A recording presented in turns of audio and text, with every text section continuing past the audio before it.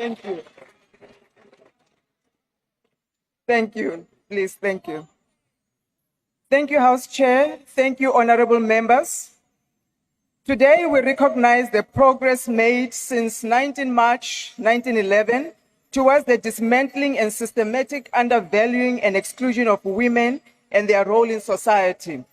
We have seen significant milestones such as the Beijing Declaration and Security Council Resolution 1325 on women, peace and security. Yet, despite this achievement, from Afghanistan to DRC, from Palestine to Haiti, from Ukraine to Sudan and beyond, women's voices remain conspicuously absent in peace talks and negotiations, whilst they bear the heaviest burdens of conflict, displacement, and loss. What is most shocking is the silence of women themselves. Revolution is when women empowerment departs from being a conversation, but becomes an everyday deliberate pursuit of tangible actions for inclusivity, equality, and development for all women. Yet, true revolution begins with rekindling the contribution of African women in resisting colonialism and defending their territories, land, and heritage. In our history, across racial lines, women have displayed great heroism and selflessness during our most difficult times. When men were forced to go underground, imprisoned, or silenced by torture, it was women, mothers, and grandmothers who kept the torch of families and communities alight. It was the militancy of Mama Winnie Mandela, Albert Sisulu, Helen Joseph, Ruth First, Rahima Musa, and many others who mobilized women to protest against apartheid. Long before Van Riebeeck arrived on our shores, women were involved in shaping political, tribal, and spiritual landscape. The wisdom of Queen Mujaji ruled the Lobedi community since before the 1800s. The talented Eva of the Khoi negotiated a cooperative relationship that ended the Khoi Dutch War. The fearless warrior Mantatisi, she led the army to protect the Klokwa people from the British invaders and preserved her land. And Umkabai Kajama, the sister of Senzanga Khona and an aunt to Shaka Zulu, she led the men in the Royal Council with an iron fist, and she was present in every battle. In Angola, Queen Zinga, she fought for the freedom of her people against the Portuguese and transformed her kingdom to rival the Portuguese colonies. To the Tracker women, led by Suzanne Smith, they opposed the British rule and became the force behind the Great Trek in the Anglo-Boer War. But notwithstanding these capabilities, Africa's socio-economic recovery from brutal colonization and slave trade has been lagging, mainly because African leaders, mostly men, have mismanaged and abused their power, failing to recognize the importance of women participation. Even as we sit here, House Chair, in this august house, looking at the caucus represented here, it is evident that nothing much has changed. And now, what is most shocking, again, is the silence of women. Women have fought alongside men. It is not a favor to have women inclusion and participation. It is a duty and an obligation. Today, we honor women who also possess tremendous local impact and global influence. We congratulate Dr. Naledi Pandor on her appointment as the Honorary Professor in Education at the University of Pretoria. We continue to honor Mama Nkosazana Dlamini Zuma, the first female head of the African Union Commission.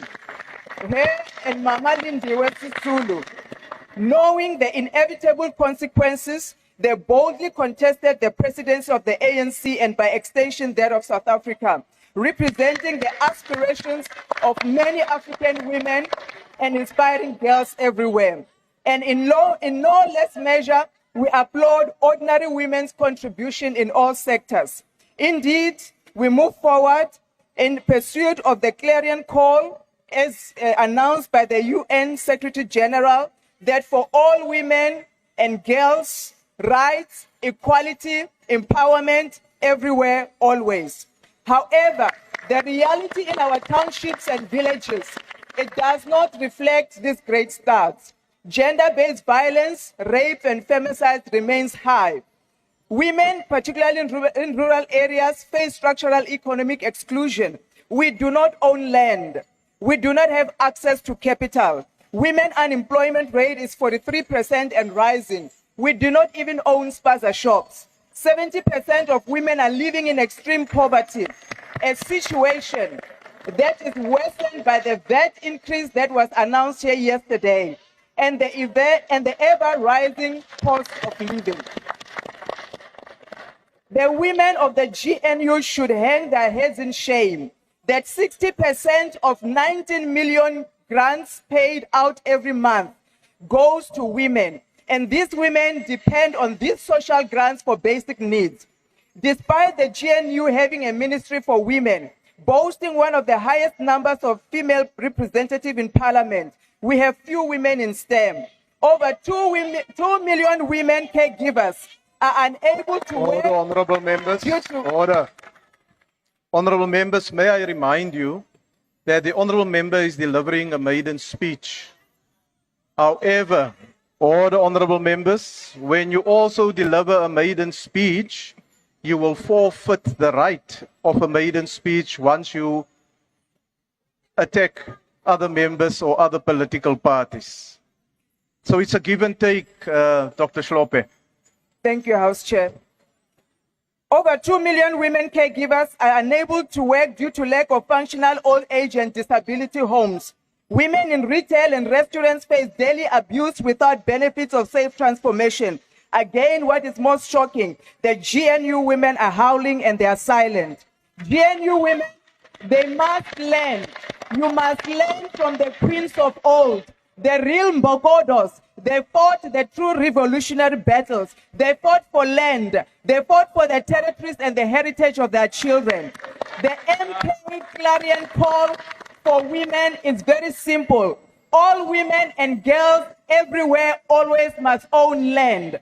If this GNU does not accelerate economic inclusion of women and girls, if these GNU women do not accelerate the mega transformation drive for women, this is truly a good for nothing unity. That's what GNU stands for, good for nothing unity. The Tuma Mina women sitting here, you need to prove your worth in salt to our people.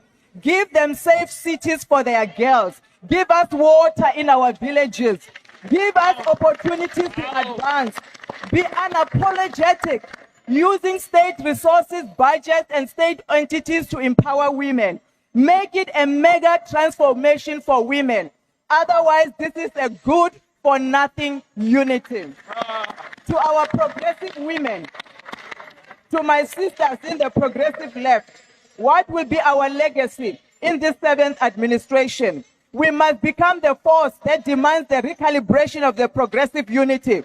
We must push for the removal of any barriers or individuals that undermine or exacerbate fallout and deepen divisions. It is our duty as women to de-escalate the tensions and lower the volumes of direct confrontations and focus on our socio-economic policies for South Africa and Africa. We know as sure as the sun will rise, the GNU era is coming to an end. Honorable member, will you take your seat, please? Yes, honorable member, why do you want to be recognized? Chair, I know it's a maiden speech. Oh, we are but being is jealous the- now. No, is the honorable member members. prepared to take a question. No, We are honorable being jealous member. now. We are being jealous now. Why are you It's jealous? against convention Why are you that you jealous? ask a member You are with jealous. order. Who's speaking? You are jealous. agenda is this? Sit down. Who is the Take your member seat, that's jealous, shouting on the Take your microphone? seat.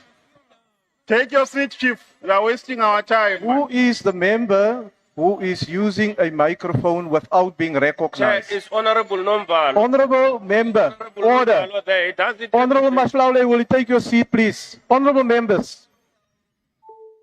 Honorable members, you cannot just switch on your microphone and then you start addressing the House. If you do it again, I'm going to ask you to leave the chamber. Honorable Makhubele, will you continue, please? Chair, I asked a question. No, honourable member, it's not convention to ask a member It's not who's convention delivering. to insult as well Oh, on your please take maiden your speech. seat. Please take your It's not seat. conventional. Please take your seat, honourable member. Honourable Makhubele. Thank you, House Honourable Chair. member. The member is asking if you will take a question from him. No, I will not take Thank questions. you. Thank you, House Chair. Shababa, I know. Inti yiso. The question is, how long can the GNU continue to resist the inclusion of a progressive agenda? And we as the progressive women must get our houses in order and be ready to govern. So what about the BRICS and G20? GNU is emphasizing solidarity, equality, and inclusion at the G20 summit. The BRICS Bloc Plus is expanding its economic influence and de-dollarizing their global trade. Yet none of the G20 and BRICS countries, including South Africa, are making necessary policy and budget changes and communicating them to ensure the inclusion of women and girls, especially the rural women. We were shocked to see the president of this country acting shocked at the state of the Gauteng when they went for the oversight. Where was he when the women were crying, losing their babies from spaza shop poisoning? Where was he when the Hammanskraal women were burying their children because of the cholera water? Where was he when the streets of Johannesburg burst open? Taxis were flying all over because of the lawlessness of Zamazamas. What troubles the president now? That he goes to the city of Joburg and to the city of Tshwane. It's nothing but Bayern. You are preparing for visitors. You may deny it, but your priority is for visitors. It is not for our people. In conclusion, these GNU sectors that cannot even get a budget approved, with their partner DA who is so confused, they don't know whether they're in opposition or they're in government. Their arrogance and hypocrisy is exactly why we dislodged them in the city of Honourable Johannesburg. member, your time is now expired. Thank you. Thank you.